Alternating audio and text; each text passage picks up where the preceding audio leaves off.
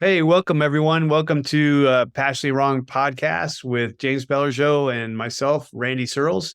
Today, we're going to discuss where do people live and work and why. And I guess I'll start off, and we're not going to relate this to the military because you don't have a choice of where you work and live. But on the other hand, you do have a choice of whether you want to live and work on the base or off the base. So maybe that'll be something we can play with later on. But in general, if you have a choice to work in a big city or live in the country or live in a smaller city or never even leave the home that you grew up into because you still have friends and family and that's where you found your job. That's what we're talking about, right, James? Yes. And I would preface this, Randy, by saying one of the biggest cultural shifts in the entire span of human history happened in the last 150 years. For almost all of human existence, most people's time was spent getting food. So hunter gatherer, growing, whatever, everybody that you knew spent all of their time collecting, growing, or preparing food. And that had a very significant constraint on where and how you lived. That started to change with the Industrial Revolution, and it started to change with the mass production of food, both farming and industrial activity, which had two consequences. One, it meant most people no longer had to or required to spend their time growing and preparing food in order to live. You could go and buy food in a store or in a restaurant. And as a result, or at the same time, all of those people who no longer were spending their time growing and preparing food had free time and needed to earn money. They went and worked in the factories that were springing up in the Industrial Revolution. All of which is to simply say, for most of human history, we lived close to the land. With the advent of the Industrial Revolution, people then did not and were not any more tied to the land. And a huge number of them all over the world. And you see this happening today in developing countries. What does developing country mean? It means exactly this. People moving from being tied to an agrarian lifestyle to the possibility of an urban lifestyle. And there's pros and cons associated with both. But what it means to us in the West and to people in developing countries now going through this, people can choose, and most of them, 80% or so, are choosing when they have the choice to go to crowded cities and urban areas where they have more and different opportunities for work. So that's the basic premise. You used to have to be close to the land. Now you don't have to be close to the land. What it meant was people leaving the land to go to cities to work. All sorts of consequences of that. Then in the last 4 years, everyone's working from home, so they don't have to work in the city. Internet speeds are higher than ever. You can connect with the outside world in just about anywhere. And so I don't think it's happening yet, but I think there's potential for the whole shift to move back out in the country, not to make food, but just to be away from the city and the congestion and things like that. Moving to the city was not only good. Sure, it gave you opportunities for jobs. It gave you opportunities to meet people and to find a spouse who wasn't one of the three people you knew in your hometown. Lots of benefits, but also lots of disadvantages. It's crowded, it's crime, there's pollution, there's traffic.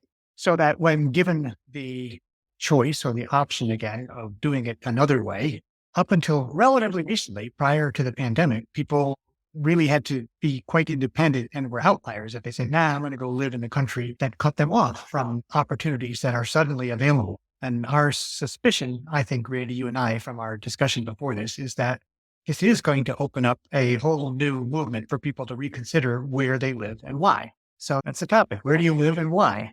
The other thing that happened along the way with the Industrial Revolution, just to mention it, is we also got really quite good at distributing goods and services, food among them, to wherever people were. You don't need to be in a city to get access to prepared food. There's either a restaurant or a diner in your town. There's Amazon that can deliver stuff right to your doorstep with obvious exceptions and limits. In principle, the location that you're at is not a huge limiting factor on your ability to feed yourself. So yeah, your premise that you actually can much more easily work in a remote location is a correct one. Probably worth putting some numbers on this though, right? How many people are actually working in a profession or a job that allows remote work? What would be your guess? And we'll have to triangulate this a little bit. I have a number in mind, but it's not most people, huh? Right now, I think 10%?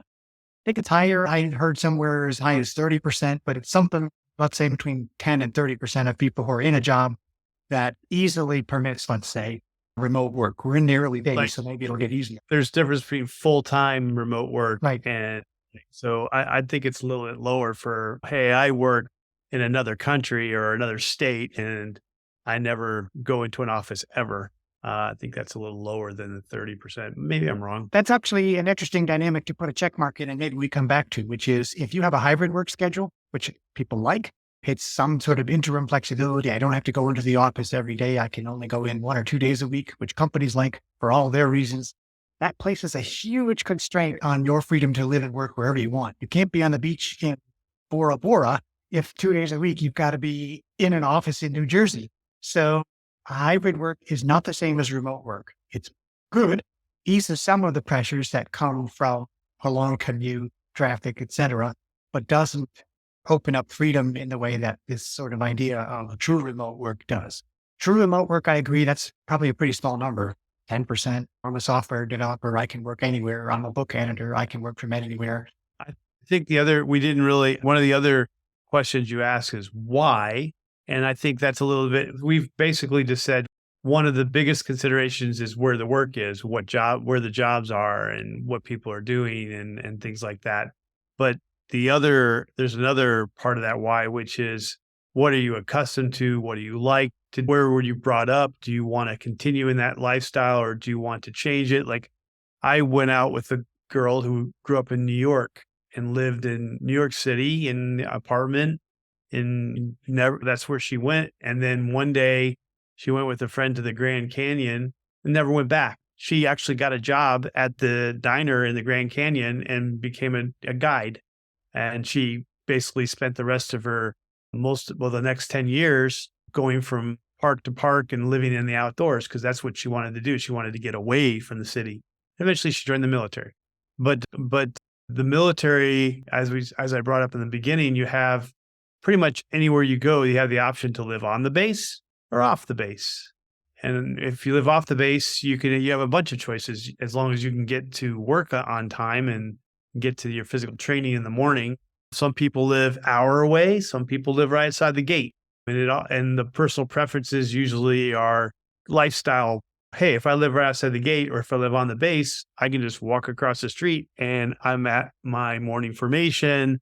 I'm at the gym, the free pool, the free hospital. It's all right there for me. And I'm 5 minutes away and there's no traffic because I live on the base, for instance. If you live right off the base, there's tons of traffic, especially in the morning, in the afternoon, and at lunchtime. It's an hour to get on and off the base a lot of times because it funnels you. There's only one or two ways to get on the base. And then if you live farther out, you'll avoid the traffic on like the weekends and holidays. You'll have to drive for a long time to get there, obviously, and that's consideration, unless you really like Audible or something. So it's like, how much time do I want to spend traveling away from my family and to work every day? And do I like being around military families and military people all the time or not? Because that's another consideration. And it's also like I had a soldier that worked for me. He had 4 kids and he was a widow, but he got a free house on the bay in Florida to put his kids up. So why wouldn't he choose that? There's not a downside to that, really.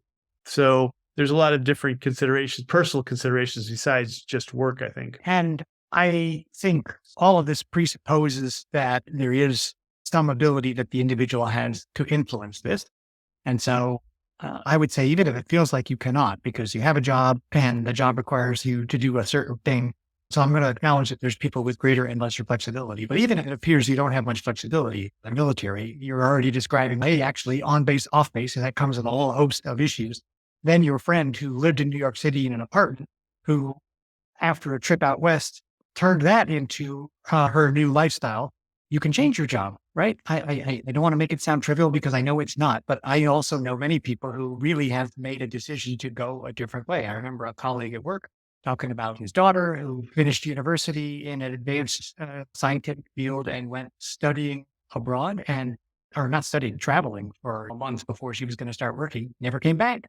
Liked the itinerant lifestyle so much that she worked for a month in a diner in Australia to pay for her next month in New Zealand and I've heard several stories like that. And those are people whose desire of where to live determines where to work. For many people, where to work determines where to live, but it can go both ways as a matter of personal preference. If you want to work in the high tech industry in the US, you're likely going to be in one of two or three cities, right? You're going to be on the West Coast somewhere. You're going to be in one of a few places. That's just the way that it works, unless you're lucky enough to look into a fully remote job. But that's come back to that. But yes, I agree with you, Randy. And it's a good point to say personal preferences play a key role. My desired addition is to say you can allow your personal preferences to then influence this, maybe even more than you realize. If in the military, at a certain point, you have the ability to have some influence over where you get posted. I think at one point in your career, you said, hey, I'd like to go to Europe. I'd prefer to go here, but anywhere, better to Europe.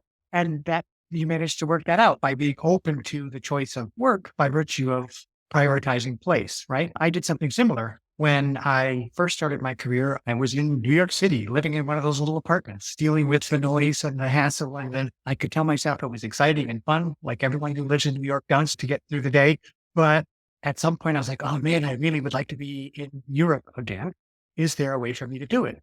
Didn't look like there was a good opportunity at the law firm that I was working with. They didn't have a big overseas presence, and to go there was a setback to your career. So I just looked around and found another law firm that had a very strong international presence and was looking for junior associates to go to their Frankfurt office. And that's what I did. And so I also used work to allow myself to get a living location that I thought would suit my needs. And so one is not as limited in their choices as it might appear at first glance. Even given all the constraints about family, school, housing, career, there's ways to leverage that in the direction of your choosing if you're lucky and if you give it top priority. Here's something else I observed, and I see now. Sometimes the people with the greatest flexibility are retirees, whom you might say, hey, that person doesn't have any flexibility at all. But actually, kids are growing up if they had kids. Work phase is done because they're retired, partly retired. And while it is easy to just stay where you are and to now enjoy free time, I see lots of retirees who are incredibly mobile. And when I say mobile in the world, you don't have to be wealthy to move anywhere in the world. From a Western perspective anyway, your savings and retirement are oftentimes enough to make you very wealthy in other countries in Europe, for example. And so people who were totally average in the US find themselves very comfortable in Spain or in Romania or wherever they might end up. So that's an interesting phenomenon because those people have pretty much wide open flexibility. They can go anywhere. How does a person who can go anywhere decide where to go? How did you decide where to go? How did I decide where to go? That might be interesting for people because we're both not done and are continually reevaluating that calculation, right? If you don't mind me asking, Randy, what was important to you when you were making some of the choices about where to go? I met a girl. Isn't that the oldest? Yes. I met a girl and followed her to Romania. That's initially, but how we decided to move to Spain was we have an open mind. We know we wanted to move somewhere warmer. We balanced what we wanted. We wanted to be closer to the ocean. We wanted to be able to not too close where we couldn't afford the properties, obviously, and things like that. So we just kind of made a list of things that we were interested in and assessed what was out there. Obviously, we wanted a country that had some civilization.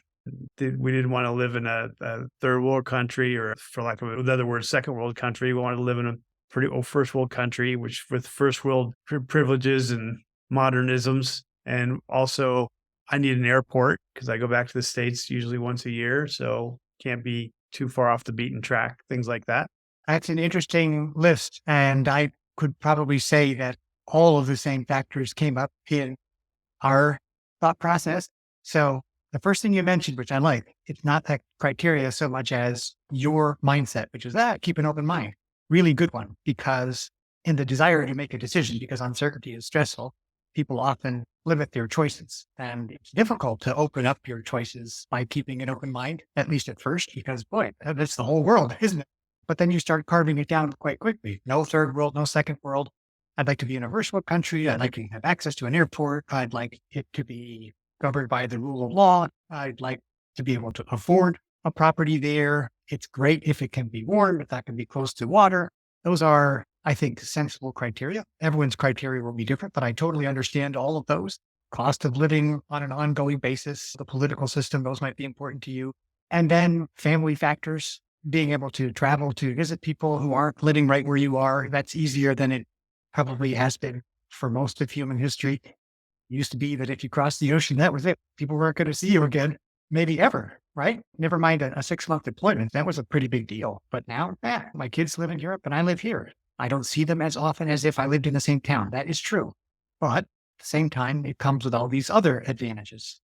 Here's something that also factored into our thought process. And I admit it was a result of me observing, maybe not on purpose. I just happened to notice myself doing it over the years. Every time I went on a business trip somewhere, I would just see how it felt. From the moment I arrived at the airport to traveling to wherever the business meetings were, to staying in a hotel, to any activities we were doing, I would get just little surface impressions of the place. Was it busy? Are there taxis? Are there restaurants? What does it feel like? And I developed a hypothesis, and it's totally crude and not scientific, but it informs my thoughts on this whole question of where do people live and why. My sense is there's only two kinds of towns or cities, and they are growing or dying. And there's very little in between. It's rare for a place to feel static and unchanged for a long period of time. They are either dynamic and growing, and they really feel different than other places that are stuck and declining. And I think it happens for a lot of these socioeconomic reasons we were just discussing. But how do you like that basic hypothesis, Randy? You look like you wanted to say something. I agree. In fact, if you do stumble upon a static village, you're probably in the middle of a horror movie of some sort. Probably look around and arm yourself. Right? It feels wrong. No, but the ones that are stagnant and declining are sad, actually. They are the result of the town or the city having lost competitiveness and young people leaving for better opportunities, or they go away to school and they don't come back. And that has a very noticeable effect on a vicious cycle, if you will. Property values start to decline. Maintenance of infrastructure goes down. There are fewer and fewer amenities, and it's noticeable, right? And if you have a choice then, and we're talking about deliberately creating choice for yourself in this podcast, so people do have a choice, and many people are taking advantage of it, you don't go to a decline or a dying city because it doesn't have all the stuff that we just mentioned, things that you would like to do when you're there, occasionally go out to eat or go to a show or something. I know you just did a little bit through the suburbs and countryside, and have seen this more in the States than I have, but I have noticed it in Europe. There's like villages in northern Spain that support the Camino that we talked about in a past episode that are just completely deserted. They're just empty buildings, rundown buildings, and the only thing they have is maybe 2 or 3 hostels to support the pilgrims that are on the Camino that are walking through. And there's nothing else there. And there's a grocery store that's 50 miles away, maybe, or something, that all the little deserted villages, the hostels in those deserted villages get all their food from. That's it. But that's true in all these Western European countries, in Spain, France, Italy. Like I said, I don't know how Switzerland is. It's a small country. I imagine that's not really they have villages in the mountains that everyone wants to live in, and they have a high cost of living, so everyone can afford it and make sure their houses are nice. I don't know. But these other countries, especially Italy and Spain, seems to have a big problem with people leaving the countryside. As you said, no one needs to grow the food anymore. We do, because Ukraine's not shipping it anymore. But once we fix that problem, and they're going in the cities where all the young people are all going to the cities where the jobs are. People think it is the disruption of global trade as such that's going to be most disruptive. I don't think so. I think while that would be disruptive, we could survive not getting cheap electronics made in China.